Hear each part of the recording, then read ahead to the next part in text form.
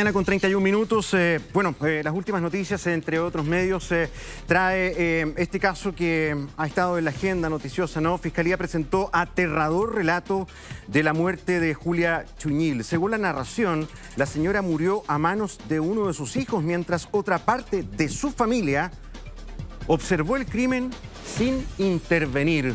Vamos con Ignacio Beltrán a terreno, a Mafil, para conocer más antecedentes de lo que se ha conocido ayer, sobre todo en la tarde, con la primera etapa de la formalización que continúa hoy. Ignacio, adelante. Hola Gonzalo, ¿cómo te va? Muy buenos días. Claro, el día de ayer había una sensación como de impacto, de conocer cómo fue la trama de la...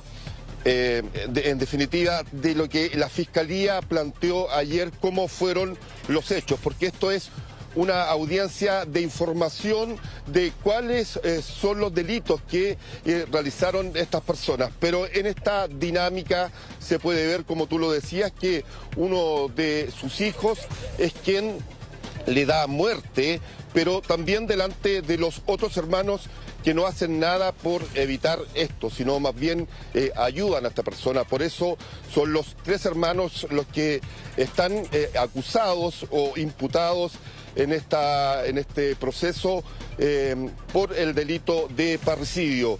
Ellos quedaron a la espera hoy que se resuelva su prisión preventiva, porque el cuarto detenido, que era el yerno, colaboró en parte de esta investigación, sobre todo ya una vez que fue detenido, y esto le permitió quedar en prisión, en arresto domiciliario parcial en un domicilio. Él tendrá que comparecer, pero no está a la espera de la prisión preventiva que se va a resolver durante este día.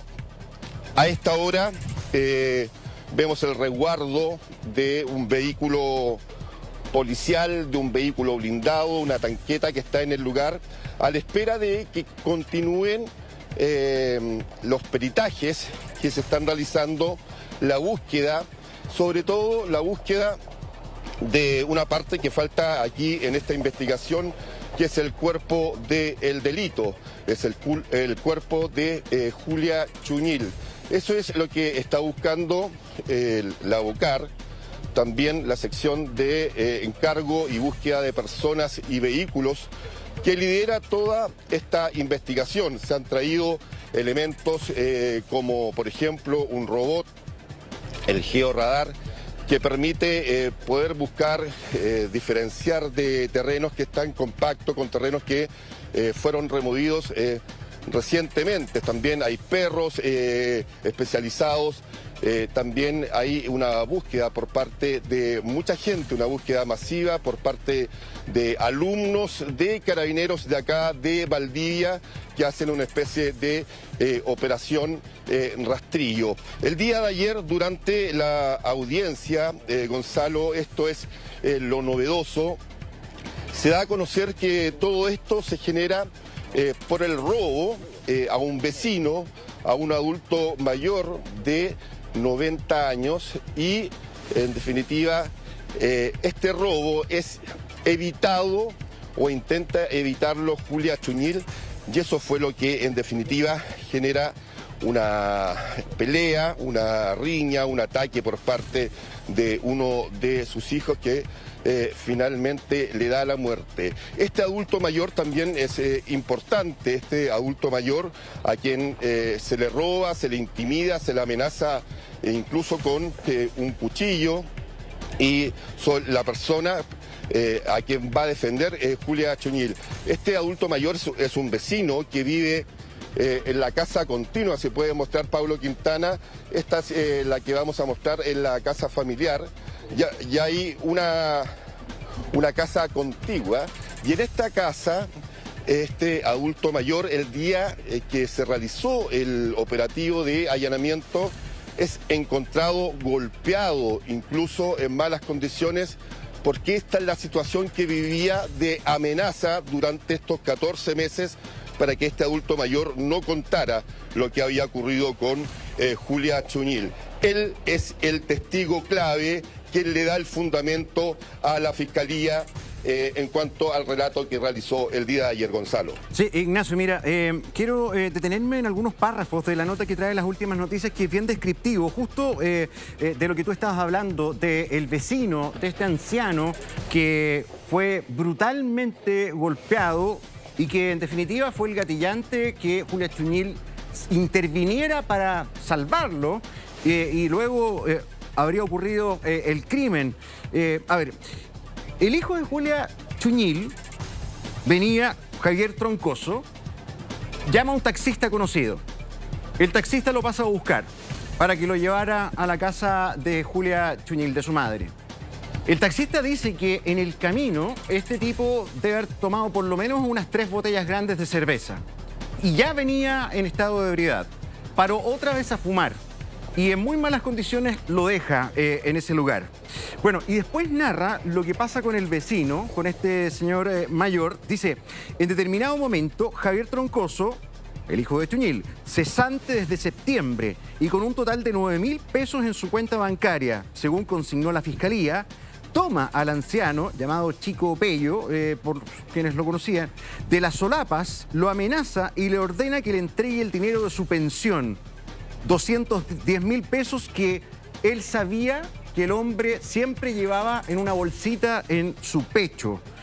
Bueno, el hombre trató de resistirse, entonces Javier saca un cuchillo y le presiona este cuchillo contra el cuello y le dice, y si te mato, lo estaba amenazando, estaba a punto de cometer un crimen también con él.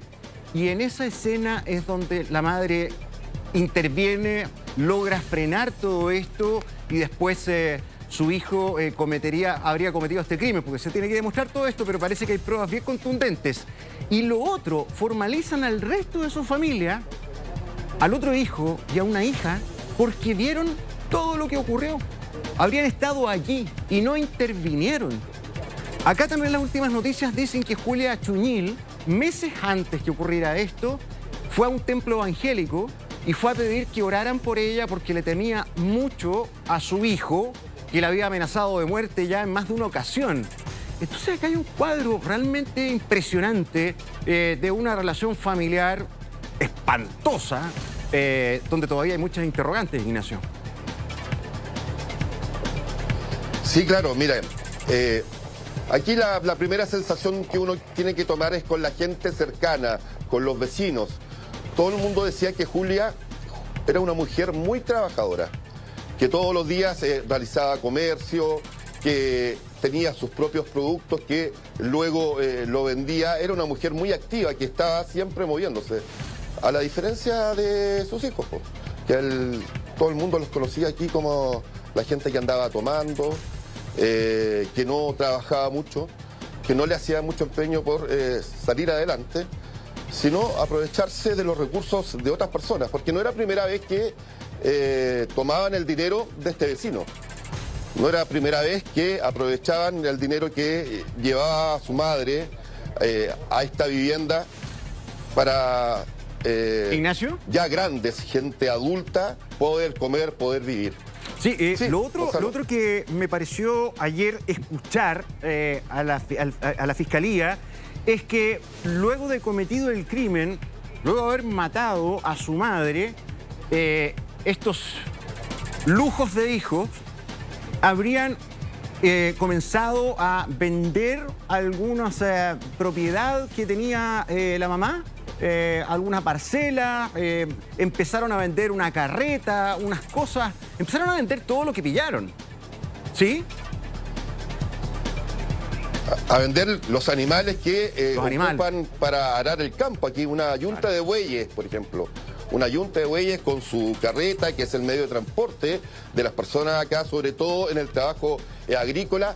Inmediatamente, una vez que muere Julia, ellos proceden a vender esto para repartirse el dinero entre los 3 hijos. Si bien uno actúa, es el autor material, los otros no hacen nada por evitarlo y además se aprovechan de los bienes que comienzan a vender una vez que Julia muere.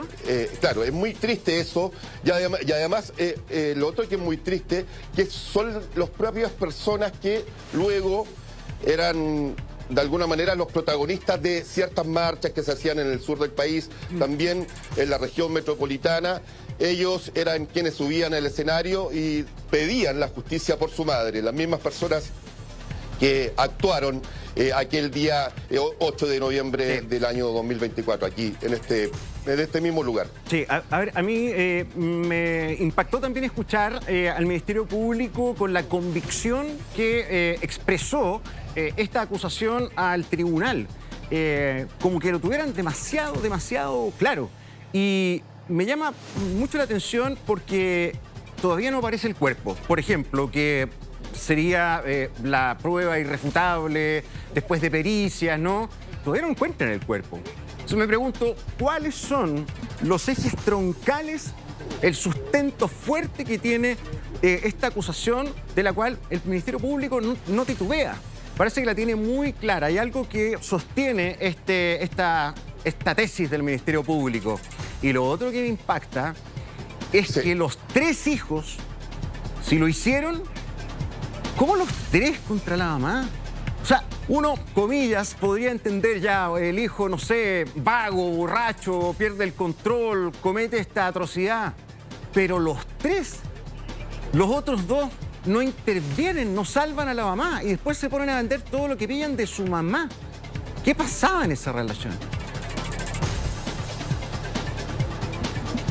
Sí, claro, y hay hartas cosas respecto a eso y sobre todo también para poder saber dónde está el cuerpo, porque se entregaron antecedentes también el día de ayer que los testigos presenciaron la muerte, digamos, de Julia, pero no el momento y el lugar donde fue enterrado el cuerpo. Se sabe que ellos salieron, los 2 hermanos, los 2 hombres, Pablo y Javier, salieron con el cuerpo rumbo al bosque. Eso es lo que dice uno de los testigos, al bosque. Aquí el bosque es súper amplio, así que la búsqueda yo creo que va a continuar por varios días, Gonzalo. Eso te puedo contar en cuanto a lo que va a ocurrir aquí en el sitio del suceso, que en un ratito más la OCAR de Carabineros ya va a comenzar con sus labores. Muy bien, Ignacio, seguimos con línea directa junto a ti y nuestros equipos para estar pendientes de la formalización y por supuesto de la búsqueda ahí que realiza Carabineros. Buenos días. Buenos días.